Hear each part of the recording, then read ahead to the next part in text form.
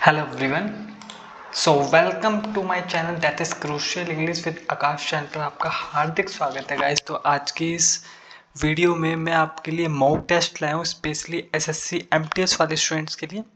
तो इस वीडियो में आखिरी तक बने रहना आपके लिए बेहद ज़्यादा ज़रूरी है क्योंकि 25 क्वेश्चंस मैं आज की इस वीडियो में आपके लिए लेकर आया हूँ विद ऑप्शंस के साथ, और स्टेप बाय स्टेप मैं आपको बताता चलूँगा कि इन क्वेश्चंस में से कौन सा जो ऑप्शन है वो करेक्ट रहेगा। तो गाइस चलिए अब वीडियो को विदाउट एनी डिले स्टार्ट कर लेते हैं और चलते हैं अपने फर्स्ट वर्ड पर, that is choose the correct सिनोनियम of rapid.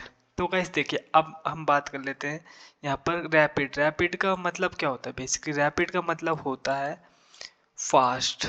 Okay, तो रैपिड का क्या मतलब होता है? फास्ट। आपने जो सुना होगा एक एप्लीकेशन है प्ले स्टोर पर जो कि ट्रांसपोर्ट से रिगार्डिंग है, उसका नाम है रैपिडो। तो रैपिडो क्यों रखा गया है उसका नाम? तो रैपिडो रखा गया फास्ट सर्विस के लिए। ठीक है, तो आप उसको घर बैठे कभी भी किसी भी टाइम बुक कर सकते हो अपनी राइड। ठीक है, तो रैपिडो का जो नाम है वो रैपिड शब्द से ही लिया गया है, जो कि आपका रैपिड शब्द, इसका मतलब होता है फास्ट, तेजी से। अब इसका सिनोनियम्स की बात करें तो वो क्या है? स्लो नहीं, वीक कमजोर नहीं, लेट देरी नहीं। इसका जो करेक्ट ऑप्शन हो जाएगा वो हो जाएगा option number B, that is fast. Got it? Very easy question था। अब चलते हैं अपने सेकंड वर्ड पे, that is choose the correct antonym of honest. तो गाइस यहाँ पर अभी इस क्वेश्चन को अच्छे से समझने से पहले मैं आपको एक छोटी सी चीज क्लियर कर देना चाहता हूँ। देखिए, तो एंटो होती है ना, एंटोनियम। जब भी किसी चीज का एंटोनियम पूछा जाता है तो इसका मतलब होता है उसका इसका ओपोजिट वर्ड पूछा जा रहा है। ठीक है, जब भी किसी भी शब्द का एग्जाम में एंटोनियम शब्द पूछा जाता है तो इसका मतलब होता है ओपोजिट। वहीं अगर सिनोनियम्स पूछा जाता है, ठीक है, सिनोनियम पूछा जाता है तो इसका मतलब होता है सिमिलर वर्ड। Got it? तो एक ये छोटी सी चीज थी ताकि आपको इजीली समझ में आ जाए। आई नो दैट आपको पहले से ये चीज पता थी। अब चलते हैं सेकंड क्वेश्चन को समझते हैं। Choose the correct antonym of honest. तो जो ऑनेस्ट है उसका करेक्ट एंटोनियम क्या होगा? अब एंटोनियम मतलब ऑपोजिट वर्ड, तो ऑनेस्ट का मतलब क्या होता है? ईमानदार। लॉयल होगा? हम्म, लॉयल होगा? नहीं, ये तो इसका सिनोनियम हो गया, मतलब सिमिलर वर्ड हो गया। ट्रूथफुल हो गया? नहीं, ये भी नहीं होगा। काइंड होगा? दयालु? नहीं, ये भी इसका सिमिलर है। इसका जो एंटो हो जाएगा वो हो जाएगा डिसऑनेस्ट, मतलब बेईमान। Got it? अब चलते हैं अपने थर्ड वर्ड पे, that is fill in the blank. अब देखिए फिल इन द ब्लैंक क्या? अब यहाँ पर है ऑप्शन नंबर 4 नीचे, he dash to school daily. देखिए ये है आपका ग्रामर क्वेश्चन से रिगार्डिंग। अगर आपकी ग्रामर, सेंटेंस, वर्ब, अग्रीमेंट आपने अच्छे से कर रखा होगा तो आप इजीली इसको सॉल्व कर सकते हैं इसको। तो he dash to school daily, वह स्कूल डेली जाता है। इसमें क्या आएगा? गो आएगा? नहीं, थर्ड पर्सन है ही, तो इसके साथ क्या है? गोज। ठीक है, तो he goes to school daily. यहाँ पर एक हैबिट की बात हो रही है, जो हैबिट का मतलब होता है डेली रूटीन से रिगार्डिंग। ठीक है, तो he goes to school daily. ठीक है, आप कैसे कि इस जो सेंटेंस था इसको अगर आप अच्छे से जानना चाहते हैं तो आप ग्रामर पर ध्यान देना होगा, और मैं ग्रामर की जल्द ही सीरीज लेकर आने वाला हूँ। तो आपने अगर मेरे चैनल को अभी तक सब्सक्राइब नहीं किया तो प्लीज़ जल्दी से सब्सक्राइब कर लीजिए। अब फोर्थ क्वेश्चन है आपका, चूज द करेक्ट सेंटेंस। अब यहाँ पर सेंटेंस को आपको करेक्ट बताना, कौन सा करेक्ट है यहाँ पर। He don't like tea? नहीं। He does not like tea? Okay. He did not likes tea? नहीं। He don't likes tea? नहीं, तो इसका जो करेक्ट ऑप्शन हो जाएगा वो हो जाएगा option number B, that is he doesn't like tea. और आप इसको कह सकते he does not like tea. Got it? चलिए जानते हैं अपने फिफ्थ वर्ड पर चलते हैं। अब ये है आपका fifth word, one word for. अब इसको one word as a one word substitution का बताना है। वन हु लव्स मैनकाइंड, एक ऐसा व्यक्ति जो मनुष्य से प्रेम करता है, उसको क्या कहते हैं? माइजर, कंजूस? नहीं। ईगोइस्टिक, जो ईगो वाला होता? नहीं। ऑप्टिमिस्ट, आशावादी? नहीं। जो इसका करेक्ट ऑप्शन हो जाएगा वो हो जाएगा ऑप्शन नंबर है फिलैंथ्रोपिस्ट। तो फिलैंथ्रोपिस्ट एक ऐसा व्यक्ति होता है जो मनुष्य से प्रेम करता है। सिक्स्थ वर्ड है आपका, चूज द करेक्ट आर्टिकल। अब आर्टिकल कौन कौन से होते हैं? ए, एन एंड द। ठीक है, तो इंग्लिश में जो आर्टिकल्स कहा जाता है वो ए, एन एंड द को आर्टिकल्स कहा जाता है बेसिकली। ठीक है, अब आर्टिकल्स बेसिकली क्या होते हैं? तो जो ए, एन और दा है। ये बेसिकली क्या होते हैं, देखिए गाइस, इनको पार्ट्स ऑफ स्पीच में बेसिकली कहा जाता है एडजेक्टिव। एडजेक्टिव मतलब जो किसी की विशेषता बताते हैं, ठीक है। तो आर्टिकल्स क्या होते हैं, बेसिकली एडजेक्टिव होते हैं। अब यहाँ पर देखिए, ये तो पूरा जो मैं बात कर रहा हूँ ना, पूरा जो मैं चीज़ें बता रहा हूँ, ये पूरी ग्रामर के अंदर आती हैं, लाइक पार्ट्स ऑफ स्पीच, जिसमें noun, pronoun, adjective, conjunction, interjection जैसे सब्जेक्ट्स आते हैं। बट अभी तो हम ग्रामर करने नहीं बैठे हैं, अभी तो हम सिर्फ ये मॉक टेस्ट को सॉल्व कर रहे हैं। तो बाकी की चीज़ें डीपली तब जानेंगे जब हम ग्रामर करेंगे अपनी, ठीक है। तो अब जो है आपका ये है कि dash honest man was rewarded, एक ऐसा ईमानदार व्यक्ति जो रिवॉर्डेड से मतलब कि पुरस्कार से सम्मानित किया गया। उसमें क्या आएगा, ए आएगा नहीं, एन आएगा, ओके, द आएगा या फिर नो आर्टिकल। तो इसमें गाइस ये आएगा, इसमें N honest man was rewarded. अब आप कहोगे कि एच जो है, एच तो वोवल साउंड होता ही नहीं है। बट गाइस देखिए क्या होता है ना, एग्जाम्स में आपको कंफ्यूज करने के लिए कुछ ऐसे वर्ड्स दे दिए जाते हैं जो कि वोवल्स तो नहीं होते। आपने सुना होगा कि कोई भी वोवल साउंड्स होते हैं उनके पहले वोवेल्स वर्ड्स के आगे हमेशा आर्टिकल एन लगाया जाता है, ठीक है। बट अब आप कहोगे कि एन क्यों लगाया जा रहा है यहाँ पर, जबकि ऑनेस्ट वर्ड तो एच से शुरू हो रहा है और एच तो वोवेल है ही नहीं। बट गाइस क्या होता है ना, यहाँ पर एक और चीज मायने रखती है, वो है साउंड। अगर किसी वर्ड में चाहे वो वोवेल वर्ड से स्टार्ट नहीं भी हो रहा हो, बट अगर वो साउंड दे रहा है आपकी वोवेल की, तब भी आपको उस वर्ड से पहले एन का यूज करना होगा। Got it. चलिए अब इस पे है तो हो जाएगा आपका option number B, that is an will be the correct option. An honest man was rewarded. Seventh question है आपका, चूज द करेक्ट प्रेपोजिशन। देखिए गाइस क्या होता है ना, एग्जाम्स में आपको कभी कभी क्या होता है कि इन ओवर कॉन्फिडेंस के चक्कर में स्टूडेंट सोचता है कि ये क्वेश्चंस तो बेहद ज़्यादा ईजी है मेरे लिए। बट क्या होता है ना, वो कभी कभी क्वेश्चंस को अच्छे से रीड आउट ही नहीं करता। तो गाइस एक और चीज़ इंपॉर्टेंट मैं बताना चाहूँगा कि आप कोई भी एग्जाम दे रहे हो, अगर आपको वो क्वेश्चन थोड़े ईजी भी लग रहे हैं तो आपको क्या करना है कि उन क्वेश्चंस को पहले अच्छे से रीड आउट करना है। ओवर कॉन्फिडेंस के चक्कर में ऐसे ही टिक मार्क नहीं लगाना है, आपको क्वेश्चंस को अच्छे से समझना होगा पहले आपको, क्योंकि इजी जो क्वेश्चंस जो लगते हैं वही आपके मार्क्स को डिक्रीज कर देते हैं। वहीं पर आप ये गलत मार्क करके आ जाते हो आंसर को। आता हुआ क्वेश्चन भी कभी कभी गलत हो जाता है अगर आप क्वेश्चंस को अच्छे से प्रॉपरली रीड आउट नहीं करते हो, ठीक है। तो अब यहाँ पर पूछा गया, choose the correct preposition, he is fond dash music. अब फॉन्ड के साथ क्या होता है ना गाइस, हमेशा ऑफ का यूज किया जाता है। ये जो सारी चीजें हैं ना गाइस, ग्रामर में हम पढ़ेंगे, बट अभी आपको ये ध्यान रखना है, he is fond of music, ठीक है। ऑफ यहाँ पर आएगा तो इसका जो option number C will be the correct option हो जाएगा यहाँ पर। अब है आपका क्वेश्चन नंबर 8 में, थोड़ा सा इसको नीचे कर लेता हूँ ताकि आपको सारी चीज़ें अच्छे से प्रॉपरली विजिबल हो सके। तो choose the correctly spelled word. अब आपको यहाँ पर सही स्पेलिंग का चयन करना है।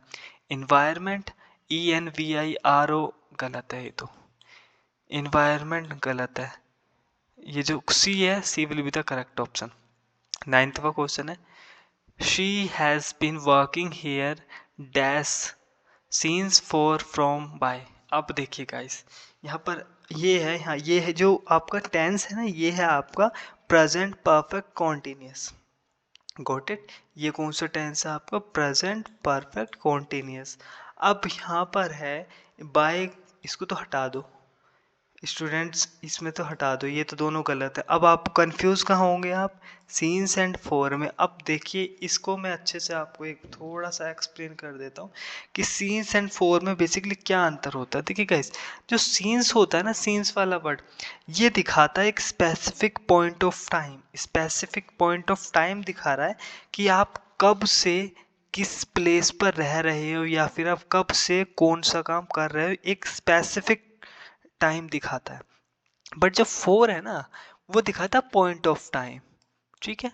जो फोर है ना, वो पॉइंट ऑफ टाइम दिखाता है, बेसिकली ड्यूरेशन ऑफ टाइम दिखाता है कि आप कितने देर से किसी काम को कर रहे हो, या फिर कितनी देर से किसी चीज में अपना टाइम इन्वेस्ट कर रहे हो। तो अब यहाँ पर क्या आ रहा है कि सी हैज बिन वर्किंग हियर। अब वो क्या है कि वह लड़की यहाँ पर काम कर रही है कब से, डैश 2020, ठीक है। अब वो अब ये किससे, ये एक पर्टिकुलर टाइम दिखा रहा है, स्पेसिफिक पॉइंट टाइम दिखा रहा है जो कि 2020 का दिखा रहा है, तो यहाँ पर क्या आ जाएगा, सीन्स आ जाएगा। ठीक है, अगर वही ये कुछ ऐसा सेंटेंस होता कि she has been playing here dash 2 hours, तो यहाँ पर क्या होता था, आपका फोर का यूज हो जाता, जो कि फोर जो है आपका वो एक ड्यूरेशन ऑफ टाइम दिखा रहा है। ठीक है, गॉट इट। आई विश कि आपको जो मेरी चीज मेरे द्वारा एक्सप्लेन किए जा रहे हैं वर्ड्स आपको अच्छे से समझ में आ रहे होंगे। अब चलते हैं आपका क्वेश्चन नंबर 10 पे। अब जो क्वेश्चन नंबर 10 है वो है choose the passive voice he wrote a letter. अब यहाँ पर पैसिव वॉइस आपको सिलेक्ट करना है।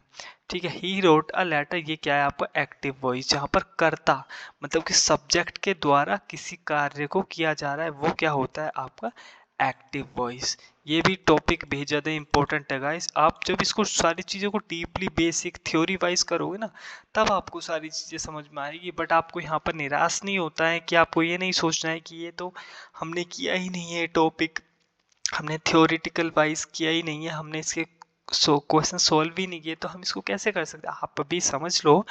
ठीक है, बाद में जब मैं अपनी ग्रामर की सीरीज लेकर आया हूँ, वहाँ पर मैं A to Z सारी चीज़ें आपको एक्सप्लेन करूँगा, टॉपिक वाइज टॉपिक एग्जाम्पल्स के थ्रू, ईच एंड एवरीथिंग आपको समझ में आ जाएगा उस टाइम पे। बट अभी सिर्फ आपको एक मैं मॉक टेस्ट लेकर आया हूँ कि आपको सिर्फ इससे ये आइडिया हो जाएगा कि SSC MTS के एग्जाम्स में ग्रामर के, एंटो के, साइनो के, वन वर्ड सब्स्टिट्यूशन के किस प्रकार से क्वेश्चंस को किया जाता है, एंड एसएससी किस तरह के क्वेश्चन आपका पूछता है, मतलब कि किस लेवल के एग्जाम्स किस लेवल के क्वेश्चंस आपके एग्जाम्स में आते हैं। अब यह ही रोट अ लेटर, अब इसका क्या हो जाएगा, a letter was written by him. Okay, a letter is written by him, a letter has written by him, ये नहीं होगा, a letter written by him, ये तो होगा ही नहीं। अब यहाँ पर देखिए क्या होता है ना, इसमें ही रोट अ लेटर, तो यहाँ पर जो हो जाएगा ये हमेशा ये भी नहीं होगा, जो आपका हो जाएगा option number A will be the correct option, a letter was written by him. अब 11th का क्वेश्चन आता है चूज द करेक्ट टेंस। आप यहाँ पर टेंस का चयन करना है कि ये टेंस किस के बारे में पूछा गया, प्रेजेंट का है, पास्ट का है, फ्यूचर का है, या फिर प्रेजेंट इंडेफिनेट का है, या फिर पास्ट इंडेफिनेट का है, या फिर फ्यूचर इंडेफिनेट का है। तो आपको टेंस को देखकर बताना है कि ये कौन से टेंस पूछा गया और इसमें कौन सी वर्ब या फिर हेल्पिंग वर्ब यूज होगी। तो अब है आपका, देखिए यह है choose the correct tense, I see seen so I. अब देखिए, अब पहले तो ना आपको ये चीज देखना है, ये है कि आई डैश हिम यस्टरडे। अब यहाँ पर है कि मैंने उसको देखा, कब देखा, यस्टरडे। अब यस्टरडे आपने अगर किस चीज को आपने कल देखा, मतलब कि जो बीता हो कल है, किस चीज को आपने तब देखा, या फिर बीते हो कल में आपने कुछ काम करा, तो ये क्या है, प्रेजेंट तो है नहीं, फ्यूचर भी नहीं है। तो बेसिकली क्या है, इसका मतलब ये है पास्ट। अब आपको पास्ट में सेकंड फॉर्म यूज करनी है सी की। सी का मतलब होता है देखना, तो ये तो फर्स्ट फॉर्म है आपकी, ये नहीं होगा। सीन क्या होती है, थर्ड फॉर्म होती है, ये भी नहीं आएगा। सीइंग क्या होती है आपकी, फिफ्थ फॉर्म होती है, ये भी नहीं आएगा। यहाँ पर आएगा सो, आई सो हिम यस्टरडे, मैंने उसको कल देखा था। Got it. अब 12th क्वेश्चन है आपका, choose the सिनोनियम of brave. Brave का मतलब होता है बहादुर, बहादुर का। यहाँ पर कोवर्ड डरपोक नहीं होगा, फियरफुल ये भी नहीं होगा, वीक कमजोर ये भी नहीं होगा, ये होगा बोल्ड साहसी व्यक्ति। Got it. अब है आपका 13th का question, fill in the blank, neither Ram nor his friends dash present. अब देखिए यहाँ पर है कि अब ये भी एक तरीके का टेंस से ही रिगार्डिंग क्वेश्चन है, बट इसको as a fill in the blanks के रूप में पूछ लिया है एसएससी ने। अब देखिए इसको देखिए, नाइदर, नाइदर का मतलब होता है ना तो, ठीक है, ना तो राम ने और ना ही उसके फ्रेंड्स उपस्थित थे। ठीक है, अब क्या आएगा, अब नाइदर राम नोर हीज फ्रेंड्स। अब एक यहाँ पर कितने सब्जेक्ट्स की बात की गई है, एक तो राम हो गया और दूसरे उसके फ्रेंड्स हो गए, तो ये क्या होगा, सिंगुलर रहेगा, नहीं, तो क्या बन जाएगा, प्लूरल। अब ये हो जाएगा नाइदर राम, ना तो राम और ना ही उसके फ्रेंड्स प्रेजेंट थे। अब ये आ जाएगा आपका, क्या आ जाएगा, इस तो आएगा नहीं, वोज भी नहीं आएगा, बी भी नहीं आएगा, ये हो जाएगा आर। आर क्योंकि प्लूरल को रिप्रेजेंट कर रहा है, राम और उसके फ्रेंड्स, तो यहाँ पर क्या आ जाएगा, neither Ram nor his friends are present. Got it. अब है आपका choose the correct indirect speech, he said I am tired. अब देखिए ये है आपका नरेशन से रिगार्डिंग क्वेश्चन है कि ये है आपका ही सेड आई एम टायर्ड, उसने कहा कि भाई मैं थक चुका हूँ। अब इसका क्या बन जाएगा, he said that he is tired, नहीं। अब देखिएगा इस क्या होता है ना, डायरेक्ट इनडायरेक्ट में ना आपको एक चीज़ ध्यान रखनी है, जो भी आपका डायरेक्ट स्पीच है ना, जो भी आपकी डायरेक्ट स्पीच है ना, अगर वो उसमें ना कभी भी डायरेक्ट और इनडायरेक्ट में ना कभी भी टेंस का चेंज होता ही नहीं है, ठीक है। अब ये ही said I am tired, he said that he is tired, ये तो हो गई नहीं, प्रेजेंट में पहुंच गया। He said that he was tired, okay. He said that I was tired, okay.